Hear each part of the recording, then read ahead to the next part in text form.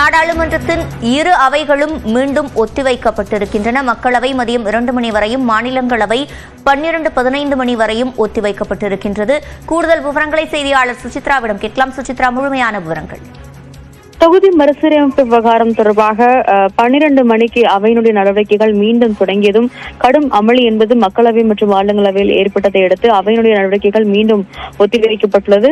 குறிப்பாக மக்களவையினுடைய நடவடிக்கையில் அவை உறுப்பினர்கள் மீண்டும் டி-ஷர்ட்கள் அணிந்து உள்ளே வந்ததை அடுத்து அதற்கு கடுமையான கண்டனத்தை அவைத் தலைவர் முன்வைத்ததை அடுத்து அவையினுடைய நடவடிக்கைகளை மதியம் பிற்பகல் 2 மணி வரை ஒத்திவைப்பதாகவும், நாடாளுமன்றத்தினுடைய மாநிலங்களவையில் அவையினுடைய நடவடிக்கைகள் 12:15 மணி வரை ஒத்திவைப்பதாகவும் அவைத் தலைவர்கள் அறிவித்து தற்பொழுது அவையினுடைய நடவடிக்கைகளை ஒத்திவைத்திருக்கிறார்கள். ஏற்கனவே காலை 11 மணிக்கு அவை தொடங்கிய உடனேயே கடும் எதிர்ப்புகள் என்பது திமுக உள்ளிட்ட தமிழ்நாடு எம்பிக்களுக்கு எதிராக முன்வைக்கப்பட்ட நிலையில் பல்வேறு ஆலோசனைகள் சபாநாயகர் மற்றும் மாநிலங்களவை தலைவர் தலைமையில் நடைபெற்று வரும் நிலையில் தற்பொழுது அவையினுடைய நடவடிக்கைகள் மீண்டும் முடங்கியுள்ளது குறிப்பிட்டது. தொகுதி மறுசீரமைப்பு தொடர்பான விவாதம் நடத்த வேண்டும் என்ற ஒரு கோரிக்கை வலியுறுத்தி திமுக, காங்கிரஸ் உள்ளிட்ட தமிழ்நாடு எம்பிக்களும் கோஷங்களை எழுப்பியதும் மிக முக்கியமாக பார்க்கப்படுகிறது.